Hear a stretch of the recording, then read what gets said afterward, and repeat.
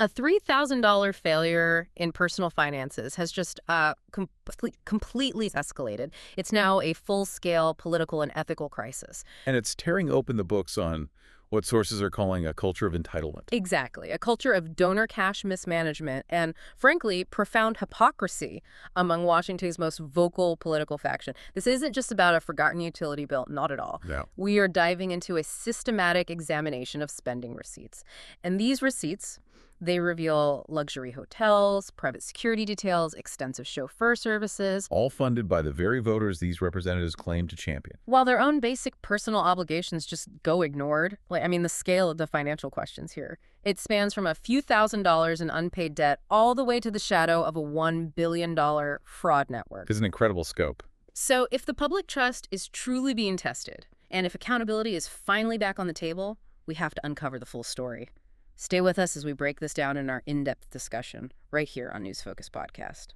And if you find our reporting valuable, please hit the like button and subscribe to support our channel. We truly appreciate it. Welcome to this deep dive. We're opening up this whole stack of source documents that detail the extraordinary financial scrutiny that's now surrounding this controversial political faction. And it all starts with one specific, almost unbelievably minor financial detail. It's amazing the number is $3,047. Right. $3,047. Right.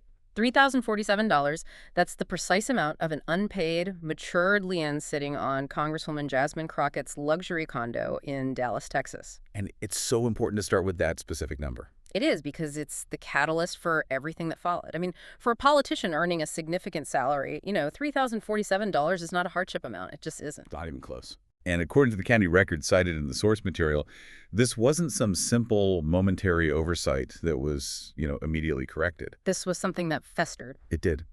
This debt, which sources strongly suggest is an overdue homeowners association fee, or maybe a substantial fine from the condo community, was allowed to go unpaid for months. And crucially, the debt didn't just sit there as an outstanding bill, it legally escalated. So for our listeners, could you explain what it means when an HOA debt or fine matures into a public lien on a property? Sure. So when an HOA, or any creditor really, places a lien on a property, it moves from being a simple personal debt to a public legal encumbrance on the asset itself. So it's officially on the books. It's officially on the books. It signifies that the property owner, in this case the Congresswoman, has failed to meet a basic financial obligation for a sustained period of time. Wow. And now the creditor has a legal claim against the property itself. I mean, this is a severe step. It sounds it. What can happen? Well, it affects your ability to sell or refinance the condo. And if it's left completely ignored, it can eventually lead to foreclosure proceedings, though, that takes considerably longer. But the very fact that it progressed to a public filing, that means that official legal warnings were ignored, right? Or the debt was disputed without any resolution for a long time. That's exactly right. Either way, it shows a failure to handle a basic administrative task. And this is where we get to the core friction point, which the source documents just hammer home. It's this stunning discrepancy between her very public, very loud demands for justice and accountability, Right. and this quiet, verifiable failure to handle her own most basic personal financial obligations. How are the sources analyzing that gap? The analysis really centers on the issue of credibility. I mean, public servants are held to a higher standard of transparency and fiscal responsibility. It's just part of the job. Even in their private lives. Especially in their private lives, when it becomes a matter of public record. The argument presented by the sources is pretty simple. If an elected official is unable or unwilling to manage a straightforward debt of a few $1,000s, Yeah. a debt that results in a public legal filing, Yeah. how can the public trust her to responsibly steward vast amounts of taxpayer money or to craft complex financial policies? It's a fair question. The failure here isn't just financial. It's a failure of management that becomes a political liability. And it's especially damaging for someone who relies so heavily on a platform of, moral rectitude. And that political liability wasn't just the debt itself.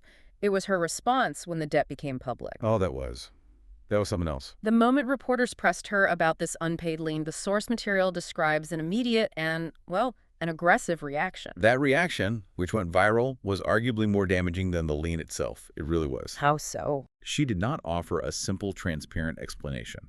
That's the common political strategy, right? Yeah. You neutralize these minor issues You get ahead of them. It was an oversight. It's been paid. We're moving on. Exactly. Instead, she exploded. That's the word used in the sources. She immediately pivoted to defense, accusing the journalists who broke the story of twisting stories, and suggested that anyone interested in this detail had a right-wing obsession. And the most stunning part of that whole exchange for me was her assertion that the public didn't deserve to know the details of her personal finances. Exactly. That line was just breathtaking. The source analysis views this as an attempt to shield herself from legitimate public scrutiny by conflating public interest with a partisan attack. Which is a classic move. A classic move, but it didn't work here. While certain details of a representative's finances are private, a public lien on her primary residence stemming from months of non-payment is, by its very definition, a matter of public record. And legitimate journalistic inquiry. Absolutely.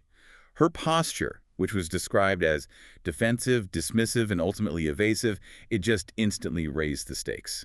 Sources noted this looked like panic that was just poorly disguised as anger. So if we analyze that strategic failure, the choice to lash out instead of just offering a simple clarification, what was the immediate consequence on the political stage? Well, the consequence was catastrophic in terms of narrative control.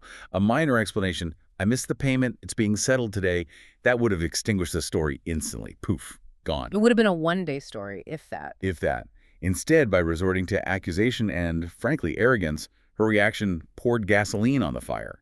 It turned a clerical local issue into a national political scandal about accountability and public trust. And for her rivals, and maybe more importantly for her own colleagues, this was a profound strategic error. It confirmed the whole narrative of financial chaos. It was a completely unforced error. So we have the initial point established, a fundamental failure of personal fiscal responsibility, leading to an aggressive and damaging public reaction. But this just sets the stage for the next and maybe most critical finding in the source material. This is where it gets really bad for her. The profound contrast between the debt she neglected and the spending she facilitated. And this is where the story truly shifts from a simple failure of management to a narrative of genuine hypocrisy and entitlement. And that's something that resonates very deeply with voters. It's the question everyone started asking. Exactly. What was she doing with money when she couldn't even pay her condo bill? And the discovery was just stunning. While that $3,047 lack sat unpaid, public filings revealed that Congresswoman Crockett was simultaneously documented as burning through over $75,000 in donor money. $75,000. Let's break down the nature of that spending, because it's not, general overhead for running an office. No, not at all. The receipts that are detailed in these filings, they're highly specific, and they focus intensely on personal comfort and, well, luxury. Such as? We're talking about luxury hotels, extensive high-end travel accommodations, significant spending on private security details, and recurrent dedicated chauffeur transportation. Specifically, black car services. Yes, specifically black car services. So when the source material refers to this as indulgence pure and simple, what guidelines are they referencing here? How do we legally distinguish between permissible campaign travel and, outright personal luxury? It's a great question, and the distinction relies on established campaign finance guidelines, which are primarily governed by the Federal Election Commission, the FEC. Okay. And the core ethical test is often called the Beard test, though the FEC doesn't use that exact term. It basically asks, would this expense exist even if the person wasn't running for office? Okay. That's a clear line. It is. If the answer is yes, then it's considered personal use, and it cannot be paid for with campaign funds. So if a representative uses campaign funds to pay for luxury travel, high-end hotels, or constant private chauffeurs that are not clearly tied to official campaign events or constituent service. Or I suppose a legitimate security need? Or a legitimate documented security need, yes. Yeah. Then it crosses the line into personal benefit. Can you give us more detail on those categories? For instance, chauffeur transportation, is that ever permissible? Oh, absolutely. It depends entirely on the justification. Using a black car service occasionally for travel to the airport or to official events in Washington, D.C. is, typically permissible. But that's not what we're seeing here. No. The source material focuses on the extent of this, spending tens of thousands of dollars on these high-end services in a relatively short period. And that suggests it went far beyond standard constituent travel and leaned much more toward a lifestyle preference. Right. If she was flying first class and staying at five-star hotels when coach or, standard hotels were available, That expenditure has to be justified as necessary, either for security or for efficiency. That's critical to her political function. And when these receipts surface alongside an unpaid personal debt. It creates an unmistakable perception of using donor money as a personal luxury fund. There's just no other way to see it. And that figure, $75,000 being roughly 25 times the value of the unpaid debt, that becomes the central element of the outrage. It does. This is money that was donated by her constituents, often small-dollar donors, who believe they're funding political activism and change. And that is the crux of the betrayal, according to the analysis. The sources note the irony is just overwhelming. How so? She is demanding justice for the marginalized while accepting campaign donations from those very people, and then using that money to fund what the sources are describing as a lavish lifestyle. Including five-star experiences and black car services. It just screams entitlement. The optics suggest that while she may be championing the cause of the average voter publicly, her personal and financial priorities are completely disconnected from the concerns of those who are struggling to pay their own HOA fees. And the expert analysis seems to draw a straight line here. This contradiction is what took the story from a minor issue to a major scandal. Absolutely. If she was living frugally, the Lynn might have been dismissed as just an accounting error, a simple mistake. But the extensive luxury spending. It provided the necessary context for voters to feel a genuine, betrayal of trust. So the so what factor here just becomes massive. Huge. It's no longer about her managing $3,000. It's about her demonstrated judgment handling the public's resources. Right. The sources argue this chaotic approach to her own finances severely compromises her ability to function as a trusted public steward. This isn't just a monetary discrepancy. It's a profound credibility gap. Yeah. And that has become the defining feature of this phase of her career. Which brings us to the next critical phase of our deep dive, demonstrating that this isn't an isolated incident. No, not at all. As soon as the Crockett spending became public, reporters and political analysts immediately started connecting her financial chaos to a much wider discernible pattern within her specific political faction. And that transition from an individual failure to a systemic pattern is the reason this story has such political velocity. It just took off. So it's not just a Jasmine Crockett problem. No. The sources were very quick to label this a squad financial culture problem, suggesting the issue stems from a systemic disregard for the appropriate use of political funds within that specific group. Let's start with the first, most direct parallel that was drawn, Congresswoman Rashida Tlaib. Yes. What specific financial actions led reporters to immediately draw these comparisons? The source material explicitly points to Ladibi's history of extensive spending on ground transportation. It's almost an identical issue. Yes. Reports indicated that Tlaib had spent tens of thousands of dollars on luxury limousines. And again, we are talking about high-end black cars and full, dedicated chauffeur services, all charged to her campaign and committee funds within a single year.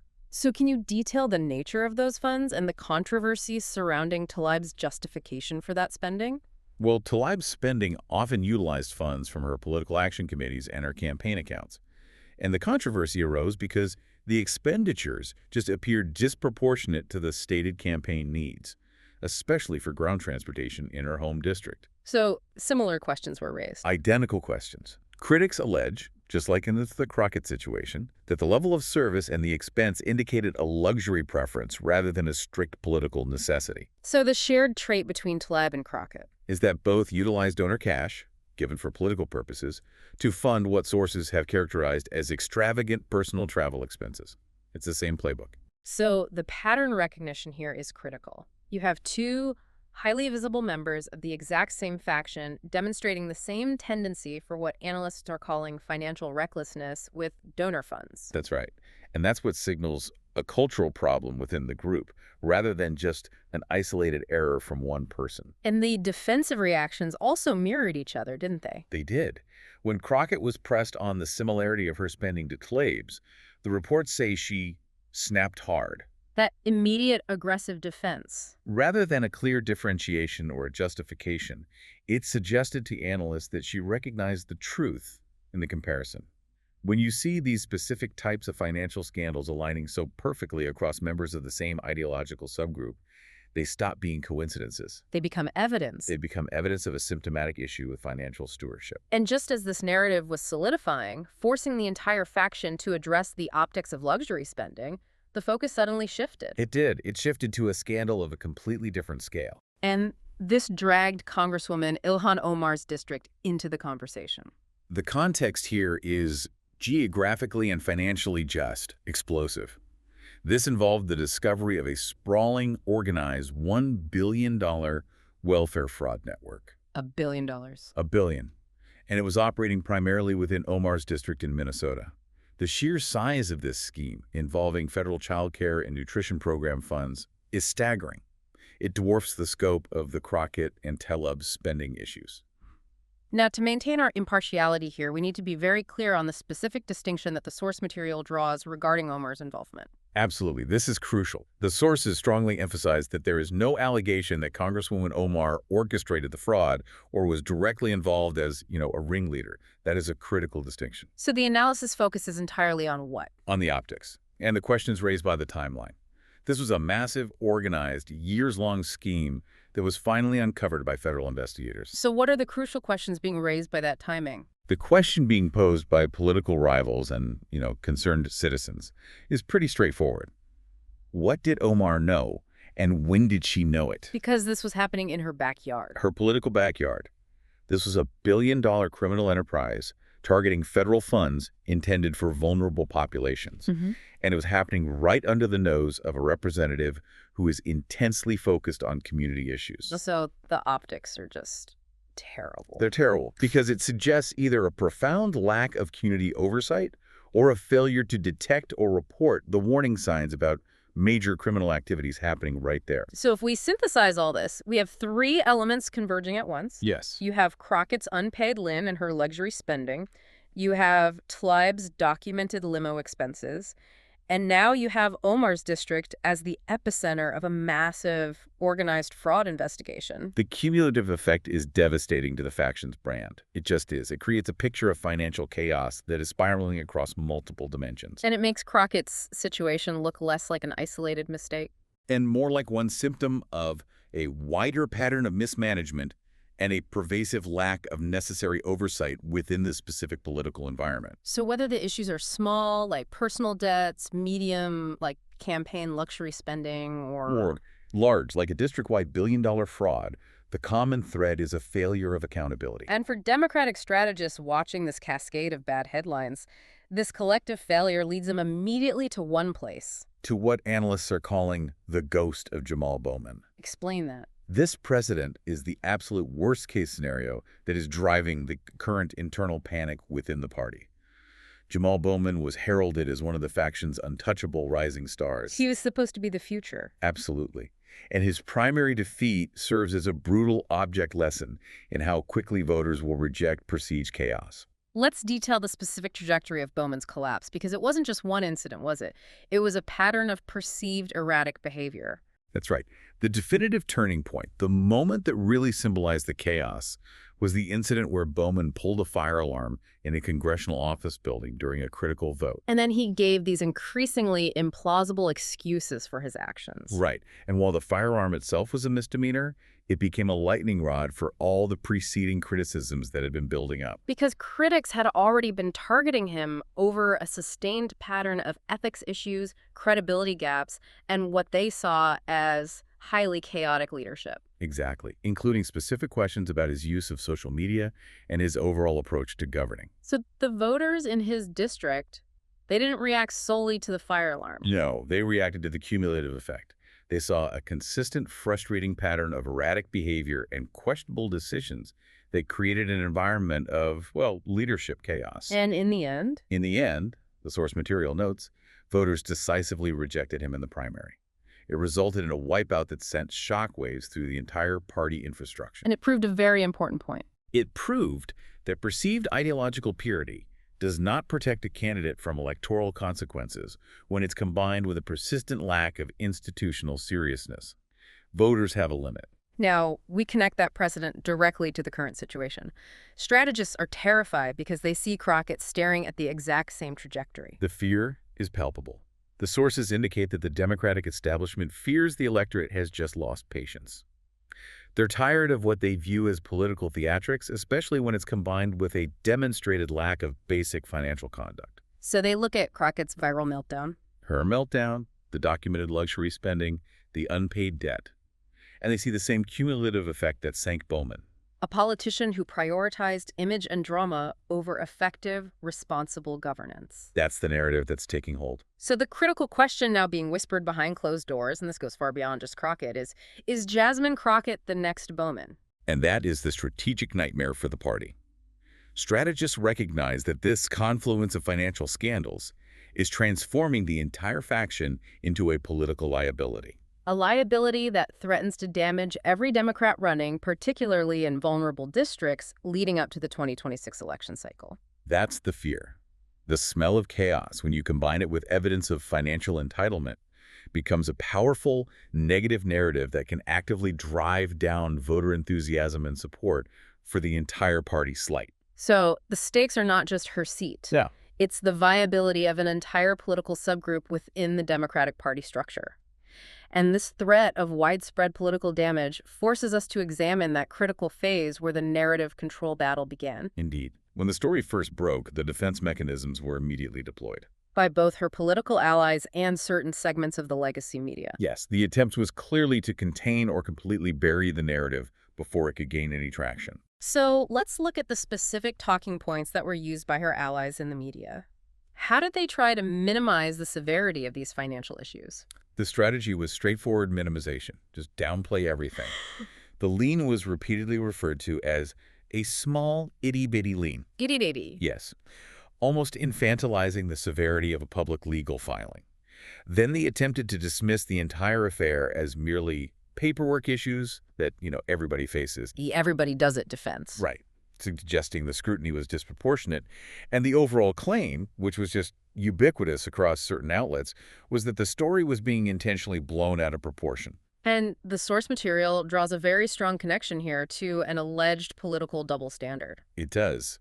The analysis points out the striking contrast. If a minor infraction, even a missed parking ticket, were found against a high-profile Republican, We all know what would happen. certain cable news networks would dedicate significant airtime to questioning that individual's character and fitness for office. Nonstop coverage. Yet, when Congresswoman Crockett has a publicly filed, month-overdue LAN, Clabe faces tens of thousands in limo spending questions, and Omar is under the shadow of a billion-dollar fraud network. The initial response from many allies was silence and outright minimization. Sources suggest this containment strategy was deployed until independent reporting and, frankly, social media made the story impossible to ignore. And when containment failed, Crockett herself executed that classic political defense maneuver. She did. She labeled the entire exposure a right-wing smear and politically motivated harassment. This is the political playbook at its most reflexive, isn't it? It is. When you're facing verifiable facts, the easiest defense is to attack the motives of the accuser. However, the analysis highlights what was critically missing from this defense. And what was that? Documentation. There was no attempt to explain why the lien went unpaid. There was no effort to justify the extensive $75,000 in luxury spending. No transparent accounting of her personal finances to neutralize the claim. It was pure deflection. Pure deflection. And why did that deflection fail so spectacularly in the court of public opinion? Because the key facts are undeniable, and they're easily verifiable. The public can go and access county records and see the land. The spending files are public FEC documents. And the meltdown on camera is a viral video clip. Exactly. The aggressive defensive meltdown is right there for everyone to see. So when she snapped back at reporters and blamed a right-wing smear, the response was counterproductive. It made her look worse. The visual evidence just suggested she was more guilty and more rattled because she was unable to dispute the core facts, only the interpretation of them. This failure to control the narrative, according to the source material, it speaks to a broader shift in the political landscape, a perceived return of accountability that the legacy media can no longer entirely suppress. That context is crucial for our deep dive. The analysis suggests that we are entering an era where voters and increasingly federal agencies are no longer just looking the other way when politicians demonstrate this level of fiscal irresponsibility. So the analysis is that accountability is back. That's the feeling, driven partly by voter fatigue and partly by increased scrutiny across the board. It's the perception that after years of watching politicians mishandle money and dodge responsibility, the public's patience has simply run out. It seems so. And when Crockett's lens surfaced, it became a public test. And according to the analysis presented in the sources, the Democratic faction failed that test spectacularly through a combination of evasion, denial, and demonstrated entitlement. So the message being received in Washington is, According to these sources, the message is simple. If you abuse or mishandle the public's trust, exposure and consequence are far more likely today than they were even a few years ago. let's turn now to the concrete, career-altering consequences of this exposure. Before this scandal broke, we were hearing insider whispers about Congresswoman Crockett's ambitions. Oh, she was absolutely positioning herself for a higher office. The whispers suggested she was eyeing a significant state run, potentially for the Senate or governor. And she was actively trying to elevate her profile nationally as the next rising star of her faction. She was. She was strategically using her prominence to build a brand based on this idea of uncompromising conviction. So how have the unpaid lay-in and the documented luxury spending immediately impacted those ambitions? The consequence is an immediate hard stop. Her political brand is now described internally as radioactive for any statewide bid. Radioactive. That's the word being used. Running for higher office requires massive fundraising and the support of the established party apparatus, both of which are contingent on a candidate's viability and their perceived integrity. And strategists are now actively backing away. Explain the calculus there. The calculus is brutal and simple. No one in the party apparatus wants to dedicate scarce resources, political capital, or high-dollar donor contributions to defending a candidate whose personal financial scandal is spiraling into a full squad-wide financial expose. They just don't want to get near it. They don't want to inherit the negative optics of the $3,000 limb, the $75,000 luxury spending, or the comparison to the previous Bowman collapse. Defense is expensive, it's distracting, and it's often futile when the facts are this clear. So the reality is that this combination of factors, the personal debt, the massive spending, the viral meltdown, and the comparisons to financially reckless colleagues, has likely become the ceiling her political career hits. It seems very likely. Her viability, even for continued unanimous support in her current office, is now severely compromised. It's a textbook example of how a failure in basic administrative responsibility can cascade into a complete political catastrophe. It really highlights that the ideological fervor that fueled her rise is just insufficient to overcome the appearance of financial hypocrisy. Let's circle back for the final synthesis. We started with a $3,000 debt, and we've ended with a potential political wipeout. What is the final, overarching, systemic takeaway presented by the source material? The final takeaway is that this is not seen as random, it's systemic. It confirms for many observers the existence of what analysts are calling the squad money pipeline. And what is that? It's a cycle where high-profile progressive messaging is paired with a demonstrated lack of financial discipline regarding campaign contributions. So if we look across the entire faction, you have the collapse of Bowman due to ethics concerns and erratic behavior. Right. Tlaib exposed for significant unexplained limo spending. Yes. Omar facing questions about $1 billion fraud operating within her jurisdiction. And now Crockett with the unpaid personal debt contrasted with excessive donor-funded luxury travel. The pattern is consistent. Money mismanaged, accountability ignored, and reflexive excuses recycled. The moment Crockett lashed out at reporters, the voters instantly connected these dots. And this scandal, above all, it confirms the suspicion that members of this specific group talk extensively about protecting the people while treating the very donor money given by those people like a personal luxury fund. And that deep contrast between their progressive values and their exhibited conduct, that's what causes the deepest damage to public trust. Absolutely. The failure to be transparent on a simple condo bill is magnified exponentially when it's paired with receipts for five-star hotels and dedicated black car services paid for by constituents. It suggests that for some, the cause is secondary to the comfort. Thank you, and thank you to our listeners. That's all for this deep dive from News Focus podcast. But it leaves us with one haunting question. If the guardians of the rules are the first to break them, who is left to protect the game?